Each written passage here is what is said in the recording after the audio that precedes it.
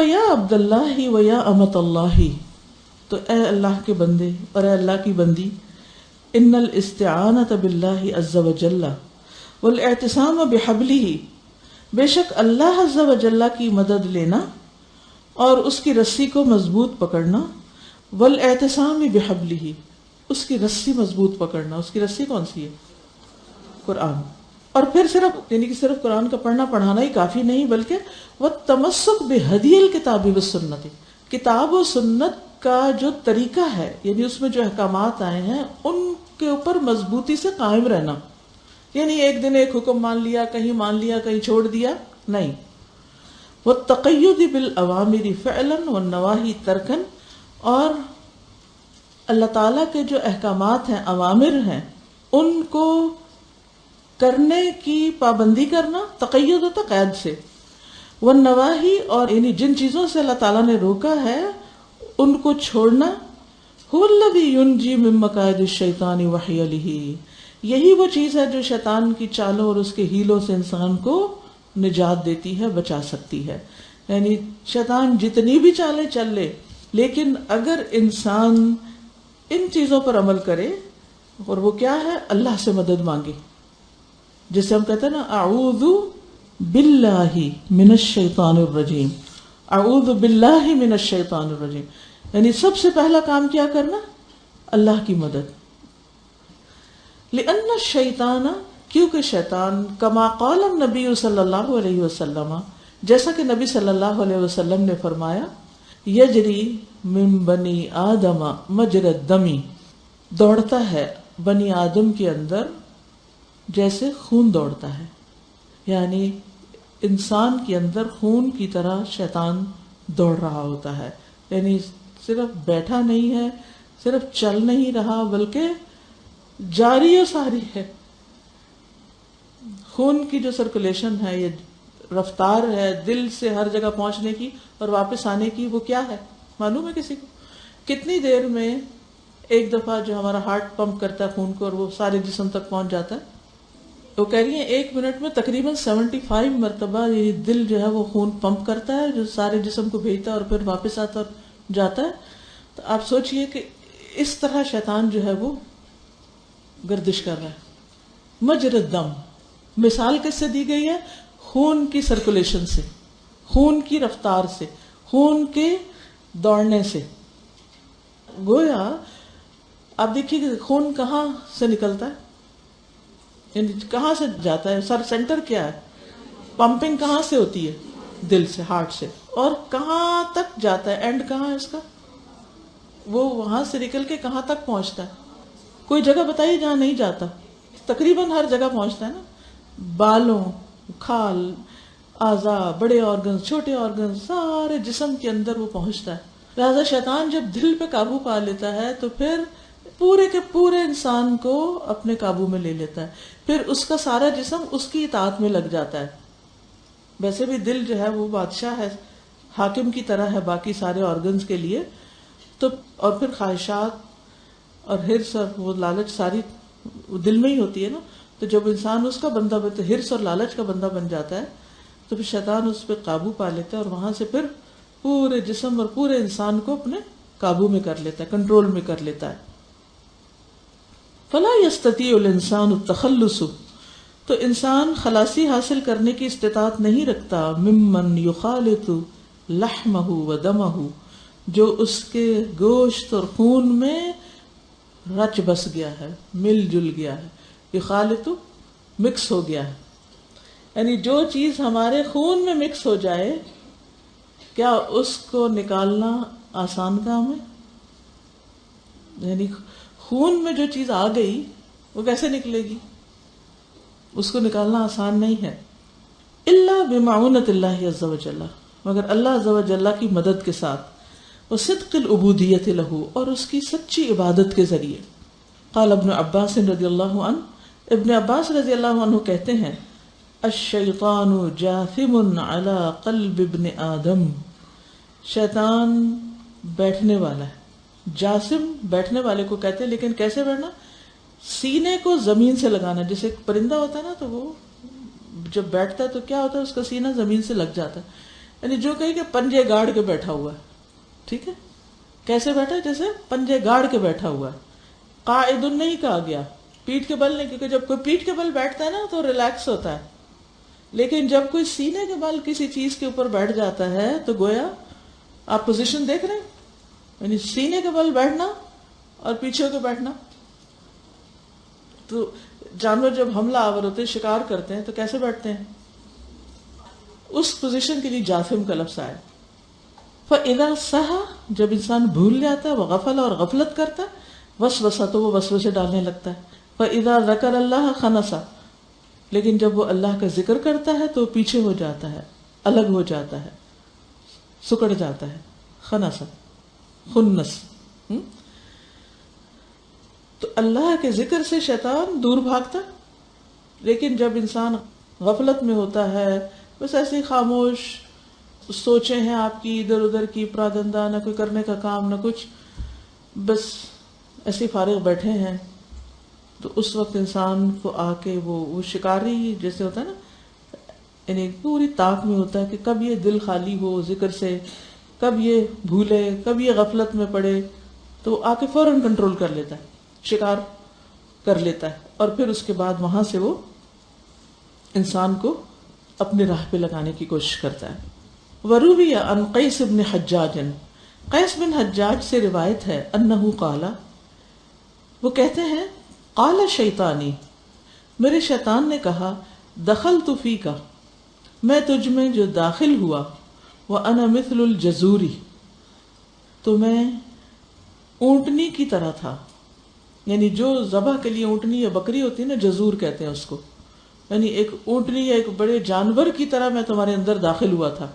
وَأَنَا مِنْكَ الْيَوْمِ مِثْلَ الْعُصْفُورِ, اور آج میں تمہارے لیے چڑیا کی طرح رہ گیا ہوں. یعنی اونٹنی جتنا داخل ہوا تھا, اور تم نے مجھے اتنا مارا, اتنا تھکایا کہ میں ایک چڑیا جتنا باقی رہ گیا ہوں. قَالَ قُلْتُ وَلِمَا, وہ کہتے ہیں میں نے کہا وہ کیوں؟ قَالَ تُذِيبُنِي بِكِتَابِ اللَّهِ, تم مجھے پگھلا دیتے ہو اللہ کی کتاب کے ساتھ, اللہ کی کتاب کے ذریعے تم مجھے پگھلا رہے ہو.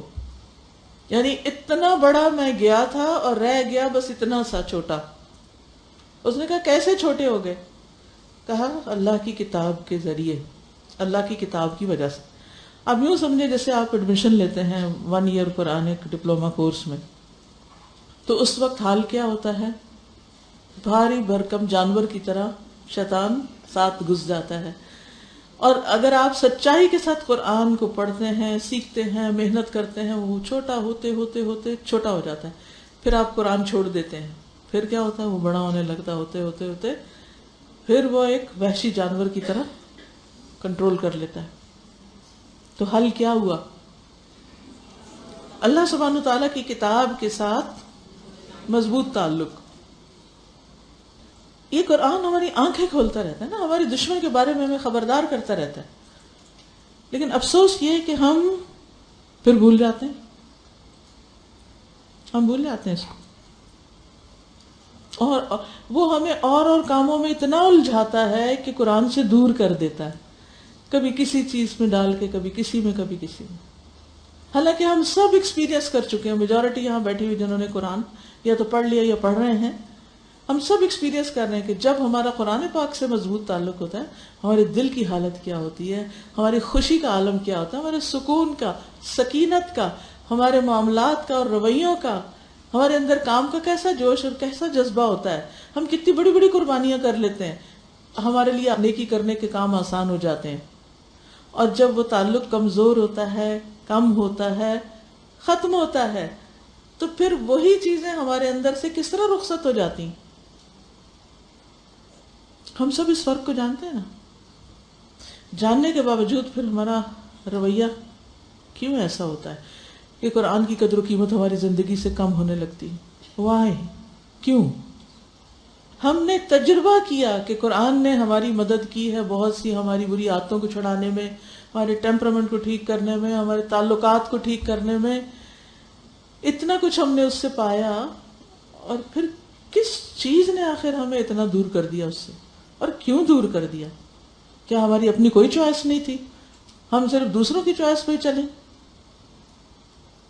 قرآن ہمیں یہ نہیں کہتا کہ بس پھر صرف دن رات قرآن ہی کے ساتھ گزارو، لیکن یہ ضرور مطالبہ کرتا ہے کہ ہم اپنے وقت کا، اپنے دن کا، ہماری ڈے پلاننگ میں، ہماری ویک پلاننگ، ہماری منتھ اور ایئر پلاننگ میں قرآن کہاں کہاں کتنا ہے، کتنا وقت، کتنی دیر ہم اس کے ساتھ گزار سکتے ہیں.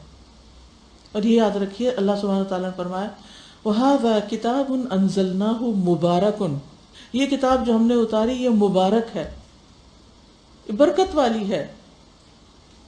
اور آپ یقین کیجئے کہ قرآن کو وقت دیتے ہوئے میں نے اپنی پرسنل لائف میں اور اپنے دوسرے کاموں کے میں نے اتنا اس چیز کا تجربہ اور مشاہدہ کیا کہ اس کی وجہ سے جو برکت ہوئی ہے ہر چیز کے اندر، وقت کے اندر، کوششوں کے اندر اور بہت سی چیزوں کے اندر، وہ اس کے بغیر ہو ہی نہیں سکتی تھی.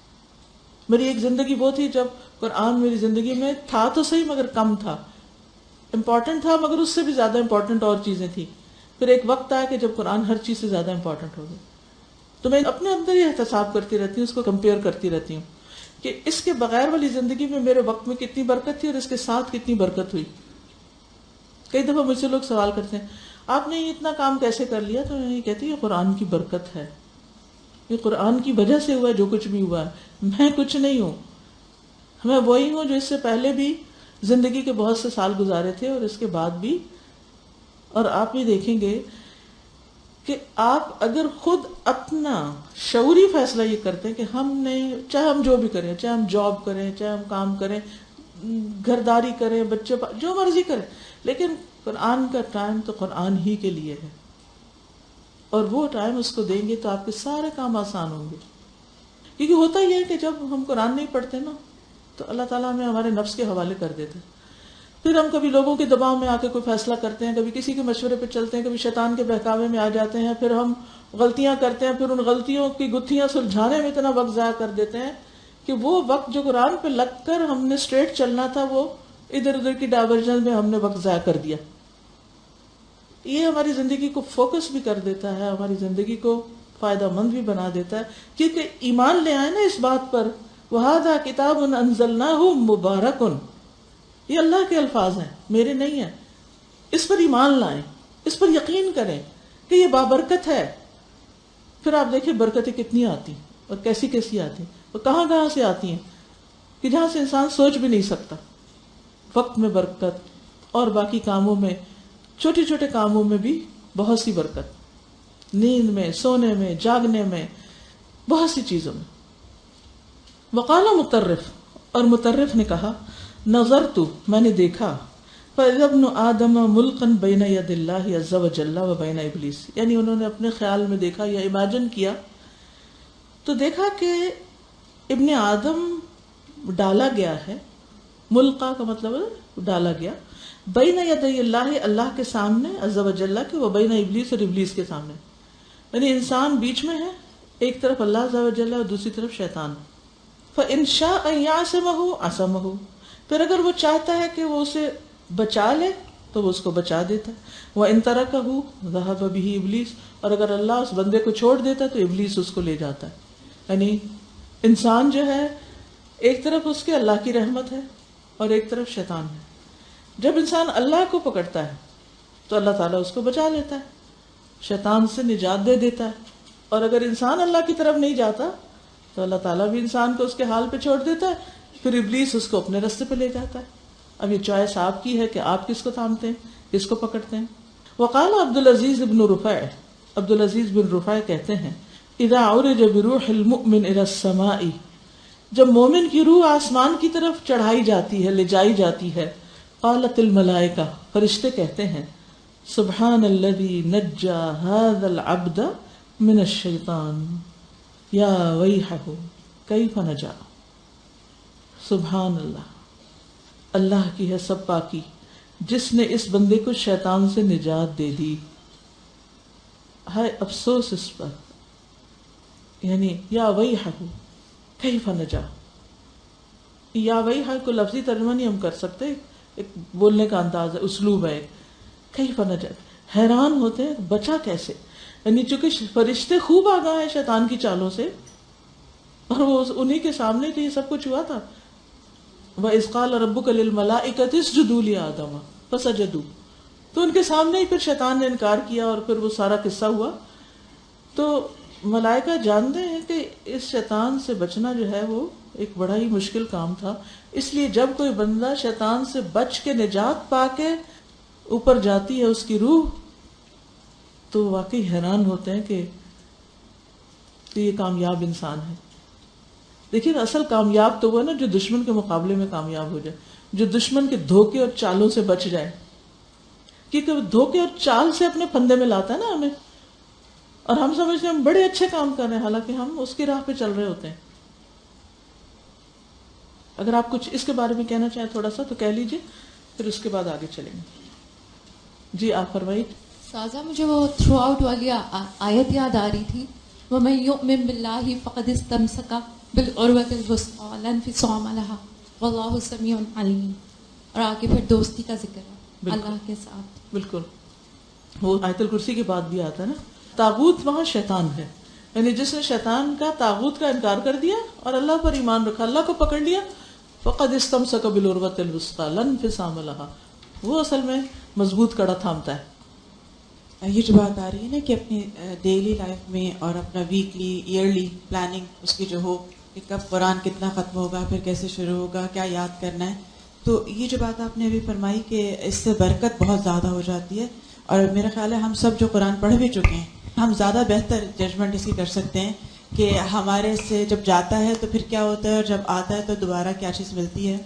تو اس میں دیکھا جائے تو جب قرآن ہماری زندگی میں ہوتا ہے تو ہمیں ڈیلی رہنمائی گائیڈ لائنز ملتی چلی جاتی ہے. جو آیت پڑھیں تو آپ کو سمجھ میں آ رہا تھا آج کی پلاننگ میں کیا ہونا چاہیے اور کیا نہیں ہونا چاہیے. اگر ہم اسے شعوری طور پر صرف صبح کو اس لیے دیکھ لیا کریں کہ اچھا آج کیا کرنا ہے مجھے اور کیا نہیں کرنا، تو سارا دن آپ کے پر وہ آیات کی جو رہنمائی ہوتی ہے وہ آپ کو بچا لے جاتی ہے. کیونکہ ایک دم بات یاد آ جاتی ہے، اچھا آج صبح بات آئی تھی یہ نہیں کرنا، اور یہ آئی تھی کہ یہ ضرور کرنا. تو اس لیے کہ اس کو اپنے لیے قرآن کو جب پڑھا جاتا ہے تبھی یہ ہمیں فائدہ دیتا ہے. اگر ہم صرف اس کو ایسے ہی ثواب اور صرف ویسے کر کے گزارتے جاتے ہیں تو بھی نہیں ہدایت ملتی. صحیح. آج اتفاق سے میری بھی صبح میں آیتیں جو آ رہی تھیں سورہ ابراہیم کی آیت میں سے تھا، تو اس میں آتا ہے نا کہ تم مجھے ملامت نہ کرو بلکہ اپنے آپ کو ملامت کرو. میں آج وہی پڑھتے ہوئے سوچ رہی تھی کہ دوست کی چالیں اسٹرانگ ہیں، سب کچھ ہے، لیکن ان دی اینڈ وہ تو مطلب اپنا صرف یہ کہہ کے ہٹ جائے گا. اور یہ جو بات ابھی لاسٹ ہوئی ہے کہ فرشتے کہتے ہیں یہ کیسے بچ گیا، this is something to think over کہ لائک وی نو کہ وہ اٹیک کر رہا ہے، اور اسپیشلی دیندار لوگوں کو بھی وہ اتنی اسٹرانگلی افیکٹ کرتا ہے کہ وہ پرائیورٹائز نہیں کروا پاتا کہ کون سے کام جو ہیں وہ امپورٹنٹ ہیں اور کون سے کام.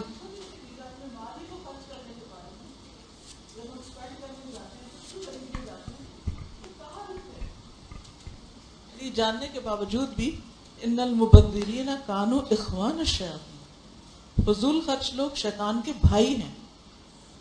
تو جب ہم اسپینڈ کرنے لگتے ہیں تو یہ یاد رہتا ہے ہمیں کہ اسپینڈنگ میں بھی ہم شیطان کے ساتھ چل رہے ہیں. پھر آگے چلتے ہیں. حیل الشیطان و مکائدہ، شیطان کے ہیلے اور اس کی چالیں.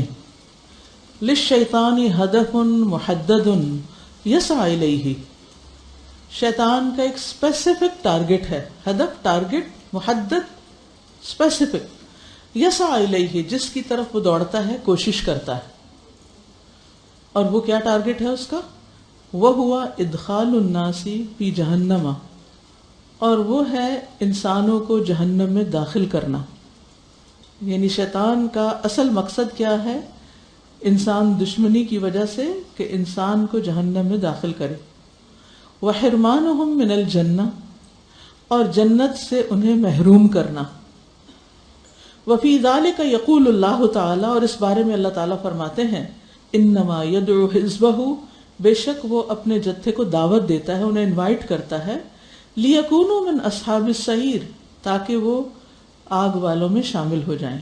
وہو یستخدم، اور وہ استعمال کرتا ہے، فی سبیل ذالک، اس راستے میں، اقدر الوسائل، سب سے زیادہ ویلیوبل وسائل، ریسورسز، یعنی سب سے بہترین ریسورسز وہ اس کے لیے استعمال کرتا ہے. والحیل، اور ہیلے چالیں، التی تحقق له هذا الهدف، جو اس کے ٹارگٹ کو سچا کر دیں، حق کر دیں، یعنی عمل میں لے آئیں، یعنی وہ اپنا ٹارگٹ اچیو کر سکے. وقد بین القرآن الکریم، اور قرآن کریم نے خوب واضح کر دیا ہے، وسنت النبویۃ، اور سنت نبوی نے، کثیرا من الشرور، بہت سے شر کی اقسام کو، التی یرید الشیطان، جو شیطان چاہتا ہے، ان یوقع البشر فیہا، کہ وہ انسان کو اس میں مبتلا کر دے، لیتم ہدفہ المنشود، تاکہ اس کا وہ ٹارگٹ جس کو اس نے قسم کھا کے کیا تھا، وہ عہد، منشود ہوتا ہے وہ چیز جس پہ قسم کھائی گئی ہے، یعنی اس کا وہ ٹارگٹ جس پہ اس نے قسم کھائی وہ پورا ہو جائے. وغایتہ القذرہ، اور اس کا ناپاک مقصد یا اس کا گندا پروگرام جو ہے، غایت ہوتا ہے انتہا، انجام، اور وہ کیا ہے، وہی اعلان البشریت کفرہا باللہ، اور وہ انسانوں کا اعلان کرنا اللہ کے ساتھ کفر کا، واستحقاقہا العذاب العلیم فی جہنم، اور ان کا جہنم کے عذاب علیم میں لازماً جا پڑنا، یعنی اس کا حقدار ہونا، یعنی عذاب علیم کا حقدار ہونا. ومن اعظم الامور التي ید الشیطان الیہا، اور وہ بڑے بڑے کام جن کی طرف شیطان دعوت دیتا ہے وہ کیا ہیں. نمبر 1، الدعوت الی الشرک والکفر، شرک اور کفر کرنے کی دعوت، یعنی شیطان کن طریقوں سے انسان کو جہنم کی طرف لے جانے میں کامیاب ہوتا ہے، اس کی دعوت کے نکات کیا ہیں، کن چیزوں کی وہ دعوت دیتا ہے. سب سے پہلے شرک کرنے کی اور کفر کرنے کی.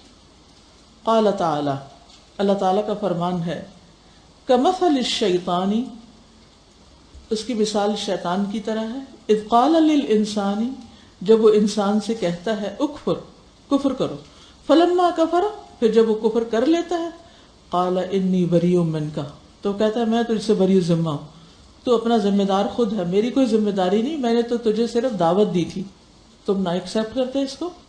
والشیطان لا يدعو المؤمن الى الكفر مرة واحدة، اور شیطان مومن کو صرف ایک بار ہی کفر کی دعوت نہیں دیتا، ولكن يستخدم في سبيل ذلك اسلوب التدرج من الدعوة الى ترك الافاضل والاهتمام بالمفضول، لیکن وہ استعمال کرتا ہے اس راستے میں کیا، اسلوب التدرج، گریجولی کام کرنے کا طریقہ، یعنی اسلوب التدرج ایک ٹرم ہے، یعنی کسی بھی کام کو سٹیپ بائی سٹیپ کرنا، درجہ بدرجہ کرنا. تدرج کا معنی ہوتا ہے درجہ بدرجہ کرنا، یعنی وہ ایک دم وہ نہیں کہتا آؤ کفر کرو، یوں نہیں ہوتا. مومن کو وہ کفر تک کیسے لے جاتا ہے، مومن کو وہ شرک تک کیسے لے جاتا ہے، اس کی چال کیا ہوتی ہے، تو اس معاملے میں وہ اسلوب التدرج پر عمل کرتا ہے. اور وہ کیا ہے، الا ترک الافاضل والاہتمام بالمفضول، فاضل، بیسٹ، عمدہ، اہم چیزوں کو چھوڑ کے، اہم کاموں کو چھوڑ کے غیر اہم کا اہتمام کرنا، اس کی پرائرٹیز کو چینج کروا دیتا ہے. اللہ نے ہر انسان کے اندر ایک خاص صلاحیت رکھی ہوتی جس کے ذریعے وہ بہت آگے جا سکتا ہے، لیکن شیطان کی چال کیا ہوتی ہے کہ اسے اس کی اس خاص چیز سے ہٹا کے غیر ضروری، کم ضروری، غیر اہم چیزوں میں مشغول کر دیتا ہے، مصروف کر دیتا ہے. یہ سب سے پہلے یہ کام کرتا ہے. کل میں نے بات کی تھی نا، اپنے آپ کو پہچانیے. کیسے پہچانیں گے؟ وہ کون سے کام ہیں جو میں اچھے طریقے سے کر سکتی ہوں ان کی نسبت جو دوسرے کر رہے ہیں. ہو سکتا ہے 1 2 3 ہو. ان 3 کاموں میں سے کون سا کام ہے جو زیادہ اچھا ہے جو میں کر سکتی ہوں، زیادہ فائدے کا ہے جو میں کر سکتی ہوں. پھر وہ کون سا کام ہے جو میں زیادہ اچھا کر سکتی ہوں اور میرے مقابلے میں جو دوسرے لوگ اویلیبل ہیں وہ زیادہ اچھا نہیں کر سکتے. وہ کون سا کام ہے جو میں سب کے مقابلے میں زیادہ اچھا کرتے ہوئے پھر اس میں زیادہ اجر بھی کما سکتی ہوں، اللہ کا قرب بھی زیادہ حاصل کر سکتی ہوں. تو آپ دیکھیے اللہ سبحانہ وتعالیٰ نے نماز کی شکل میں بڑا زبردست کرائیٹیریا دیا ہے. کچھ چیزیں فرض کا درجہ رکھتی، کچھ سنت ہوتی، کچھ نفل ہوتی. اسی طرح ہماری صلاحیتوں میں بھی کچھ کام ہم سب سے اچھا کر سکتے ہیں، کچھ دوسرے درجے پہ، کچھ تیسرے درجے پہ. پھر اوقات کے اعتبار سے بھی جو روزے آپ رمضان میں رکھ سکتے ہیں وہ بعد میں پورا سال نہیں رکھ سکتے. 9 ذی الحج کو جو کر سکتے ہیں وہ 10 کو نہیں کر سکتے. تو ہر چیز کا ایک وقت ہوتا ہے، ہر کام کا ایک موقع ہوتا ہے. ان سب چیزوں کو جاننا، پہچاننا، صحیح ڈیسیژن کرنا اپنے بارے میں، دوسرے کے بارے میں، دس از ویری امپورٹنٹ. اور ہمارے انہی ڈیسیژنس پر شیطان حاوی ہو جاتا ہے. اس موقع پر وہ بہت تیزی سے کام کرتا ہے کہ ایک قدم ہم غلط لے لیں ذرا اور پھر وہ اس کے راستے پہ چل پڑیں. تو ہر فیصلہ کرتے ہو مجھے کہاں جانا ہے، کہاں نہیں جانا، کیا کرنا ہے، کیا نہیں کرنا، کیا اب کرنا ہے، کیا بعد میں کرنا ہے، کس چیز کا موقع آج ملا ہے کل نہیں ملے گا. ان ساری چیزوں سے ہماری لائف کی ایک ڈائریکشن بنتی ہے، ہمارا فیوچر بلڈ ہو رہا ہوتا ہے اس سے. تو شیطان کے وسوسے کیا ہوتے ہیں؟ ہمیں اپنا آپ بھلوا دیتا ہے. نسوا اللہ فانساہم انفسہم، انہوں نے اللہ کو بھلا دیا، اللہ نے ان کو اپنا آپ بھلوا دیا. جب ہم اللہ سے مدد نہیں لیتے، استخارہ نہیں کرتے، صحیح سمجھدار لوگوں سے مشورہ نہیں کرتے، اپنے ضمیر کی آواز کو نہیں سنتے، تو نتیجہ کیا ہوتا ہے؟ صحیح فیصلے نہیں کرتے. لہٰذا اپنی بہترین کوالٹی سے بہترین کام نہیں لیتے، اپنے آپ کو ضائع کر دیتے ہیں. تو خود کو پہچاننا بے حد ضروری، اپنی صلاحیتوں کو جاننا بے حد ضروری، اپرچونٹیز کو جاننا بے حد ضروری. صرف خواہشات پہ نہ چلے، صرف وسوسوں پہ نہ چلے، کیونکہ شیطان ڈراتا ہے تم یہ نہیں کر سکتے، تم وہ نہیں کر سکتے. اتنے ہی لوگ ہیں جو بہت کچھ کر سکتے ہیں اور وہ یہی رونا روتے رہتے، نہیں مجھے ڈر ہے میں نہیں کر سکوں گی، میرا خیال ہے میں نہیں کر سکتی، مجھے لگتا ہے یہ نہیں ہو سکتا. بھائی کیوں کہتے ہو یہ؟ اگر تمہیں لگتا ہے اور کوئی اور سمجھتا ہے تم کر سکتے ہو تو اسی کی مان لو، کر کے تو دیکھو. جیسے بچوں کی تربیت میں یہ ہوتا ہے نا، جب آپ ان کو کہتے ہیں نا بیٹا یہ کھاؤ، نو نو نو نو مجھے یہ نہیں کھانا، میں یہ نہیں کھا سکتا، مجھے تو فلاں چیز چاہیے، جو اس کی جنک فوڈ یا جو بھی اس کی مرضی کی ہوتی. لیکن ماں کیا چاہتی ہے؟ بہترین چیز کھائے. ایسے میں پھر کیا کرنا چاہیے؟ پچھلے دنوں میرے ساتھ ایک بچہ رہا، میرا نواسا، کافی دن تک. تو میں بہت سی چیزوں میں اس کو آبزرو بھی کرتی رہی اور اس کو کچھ ڈائریکشن بھی دیتی رہی. تو جب ہم کھانے کی میز پہ بیٹھتے تھے تو کھانا مختلف ہوتا تھا اور اس کو کچھ اور کھانے کی عادت تھی. تو بچوں کے لیے نئے کھانے مشکل ہوتے، تو جو چیز اس کے آگے کر مجھے یہ بھی نہیں کھانا، مجھے بھی نہیں کھانا. تو میں نے اس کو ایک بات سمجھائی اور مستقل اس بات پر میں رہی کہ بیٹا دیکھو، کسی چیز کو دیکھتے ہی صرف اس کی ظاہریت پر اس کا انکار نہیں کرتے، اس کو ٹرائی ضرور کرتے ہیں. آپ نے اس کو چکھا ہی نہیں، آپ کیسے کہہ سکتے ہیں کہ یہ مجھے پسند نہیں؟ جس چیز میں آپ نے ہاتھ ہی نہیں ڈالا، جس کو آپ نے منہ میں بھی نہیں ڈالا، اور جس کو آپ نے ٹیسٹ ہی نہیں کیا، جس کا آپ نے بینیفٹ ہی نہیں جانا، آپ اس کو دور سے کہہ رہے ہیں کہ نہیں چونکہ اس کی شکل مجھے پسند نہیں اس لیے مجھے چاہیے نہیں. صرف ظاہر پہ نہیں جائیں، کیونکہ مشکل لگ رہا ہے اس کا چبانا، اس کا کھانا، اس کا رنگ، یہ کچھ. تو صرف مشکل میں نہ پڑنے کی خاطر ہم کہتے ہیں جو ایزی وے ہے، کمفرٹ زون ہے، اس میں رہیں. یہ بھی شیطان چاہتا ہے ہم سے، ہم آگے نہیں بڑھتے. پھر میں نے اس کو آہستہ آہستہ ٹرائی کرانا شروع کیا اور الحمدللہ وہی چیزیں جو دور سے کہہ رہا تھا کہ نہیں، اس نے ٹرائی کرنا شروع کر دی. سب مائیں ایسے ہی کرتی ہیں نا، بچوں کو جب شروع میں کھلاتی. مجھے یاد ہے میں اپنی بیٹی کو، میرے استاد تھے شیخ سعید، تو ہم کٹھے پڑھتے بھی تھے اور بعض اوقات کٹھا کھانا بھی کھاتے تھے. تو جب کھانے کا وقت ہوتا تو میں اپنی بیٹی کو گود میں لے لیتی تھی، تو میں اس کو مرچوں والا کھانا بھی تھوڑا تھوڑا کھلاتی. تو مجھے کہتے کس طرح تم بہت ظالم ماں اپنے بچے کو مرچیں کھلاتے. میں کہتی اگر ابھی نہیں کھائے گی تو بڑے ہو کے نہیں کھائے گی. مجھے اس کو عادی کرنا ہے کہ جس ماحول میں ہم رہتے ہیں، جو کھانے ہم کھاتے ہیں. کیونکہ میں نے کچھ بچوں کو دیکھا تھا کہ وہ چینی سے ہی روٹی کھا رہے ہوتے ہیں اور مائیں ہر چیز میں میٹھا گھول کے دے رہی ہوتی ہیں. بچہ نہیں کھاتا، اس کو میٹھا کر کے کھلا دو. صحیح کھانا کھانے کی عادت نہیں پڑتی کیونکہ وہ ان کو مرچیں کھلا نہیں سکتی، کیونکہ بچے کو مرچیں لگ جائیں گی. تب آپ دیکھیں کتنا ظلم ڈھا رہے ہوتے ہیں ان پر، اگر ہم ان کو جس فوڈ کو ہم کھاتے ہیں عام طور پر اس کو کھانے کی عادت ہی نہ ڈالیں. تو کہنے کا مقصد یہ تھا کہ بہت سی چیزیں جو ہم کر سکتے ہوتے ہیں، ہمارے اندر وہ صلاحیت ہے، ہم کیوں نہیں کرتے؟ شیطان کے وسوسوں میں آتے اور اس سے غیر ہم چھوٹے درجے کے معمولی کام، آسان کام، سہولت والے کام، خواہش پر مبنی کام وہ کرتے رہتے ہیں اور سوچتے ہیں بڑے بزی ہیں، بڑے مصروف ہیں، حالانکہ اصل میں اپنے آپ کو گنوا ہی رہے ہوتے ہیں، اس سے بہتر کر سکتے ہیں۔ تو یہ اس کا تدرج کا ٹرک ہے کہ پہلے انسان کو اہم چیزیں چھڑوا دیتا ہے، غیر اہم کی طرف لے جاتا ہے، فاضل سے مفضول۔ ثم العمل على تزیین الصغائر وتہوینها، پھر وہ چھوٹے چھوٹے کاموں کو خوبصورت بناتا ہے، یعنی پھر عمل کرواتا ہے تزیین الصغائر، صغیرہ چھوٹی معمولی چیزوں کو مزین کر کے، وتہوینها، اور ان کو ہلکا سمجھ کے کہ دس از ایزی، یعنی ایزی وے دکھاتا ہے۔ ومن الصغائر یستطیع، یا پھر صغائر سے مراد یہاں صغیرہ گناہ بھی ہو سکتے ہیں، یعنی صغیرہ گناہ جو ہوتے ہیں ان کو مزین کرتا ہے۔ ومن الصغائر یستطیع ایقاع العبد فی الکبائر، اور جب انسان چھوٹے چھوٹے کام کرتا ہے یا چھوٹے گناہ کرتا ہے تو وہیں سے پھر انسان کو وہ کبائر کی طرف لے جاتا ہے۔ فَإِذَا وَقَعَ الْعَبْدُ فِي الْكَبَائِرِ، پھر جب بندہ کبائر میں مبتلا ہو جاتا ہے، کبیرہ گناہ کرنے لگتا ہے، كَانَ قَرِيبًا مِنَ الْكُفْرِ وَالْعِيَاذُ بِاللَّهِ، تو کبائر کے ذریعے وہ نعوذ باللہ کفر کی طرف بھی چل پڑتا ہے۔ یعنی سب سے پہلے کیا کیا؟ بیسٹ کام چھڑوایا اس سے، نیکی کے اعلیٰ ترین کام چھڑوائے اور اس کو معمولی نیکیوں میں الجھایا۔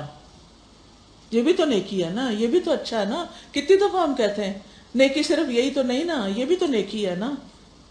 کتنے ہی لوگ نیک کام کرنے والوں پہ تنقیدیں کر رہے ہوتے ہیں، انہوں نے تو بس اسی کو ہی نیکی سمجھ رکھا ہے، حالانکہ واقعی وہ نیکی ہوتی جو وہ کر رہے ہوتے ہیں۔ ہم اس بڑی نیکی کو لوگوں کی نگاہوں میں چھوٹا کر دیتے، جو شیطان کی چال ہوتی ہے، اور پھر ہم وہ کام بھی چھوڑ دیتے ہیں جو اچھا کر رہے ہوتے ہیں، اور اس کے بعد واٹ نیکسٹ، کچھ اور بھی نہیں ہوتا کرنے کے لیے، یا غیر ضروری چیزوں میں مبتلا ہو جاتے ہیں۔ پھر کیا ہے، غیر ضروری چیزوں سے چھوٹے چھوٹے گناہوں میں چل پڑتے ہیں، پھر چھوٹوں کے لیے دل کھل جاتا ہے تو بڑوں میں پڑتا ہے، بڑوں سے پھر کفر کی طرف لے آتا ہے اور یوں اپنا کام کرتا ہے۔ وفی حدیث نبی صلی اللہ علیہ وسلم، اور نبی صلی اللہ علیہ وسلم کی ایک حدیث میں ہے، ان اللہ تعالی قال، بے شک اللہ تعالیٰ نے فرمایا، خلقت عبادی حنفاء کلہم، میں نے اپنے سب بندوں کو حنفاء پیدا کیا، یعنی دین حنیف مسلم پیدا کیا۔ وَإِنَّهُمْ أَتَتْهُمُ الشَّيَاطِينُ، اور بے شک ان کے پاس شیاطین آئے، فَاجْتَالَتْهُمْ عَنْ دِینِهِمْ، تو انہوں نے ان کو ان کے دین سے پھیر دیا، گھما دیا، یعنی وہ تھے دین پر، ہر بچہ مسلم پیدا ہوتا ہے، پھر شیطان نے کیا کیا، ان کی فطرت برباد کی اور ان کو اس اصل سے ہٹا دیا۔ وَحَرَّمَتْ عَلَيْهِمْ مَا أَحْلَلْتُ لَهُمْ، اور اس نے ان پر وہ حرام کر دیا جو میں نے ان کے لیے حلال کیا تھا، یعنی حلال چیزوں کو حرام کروا دیا۔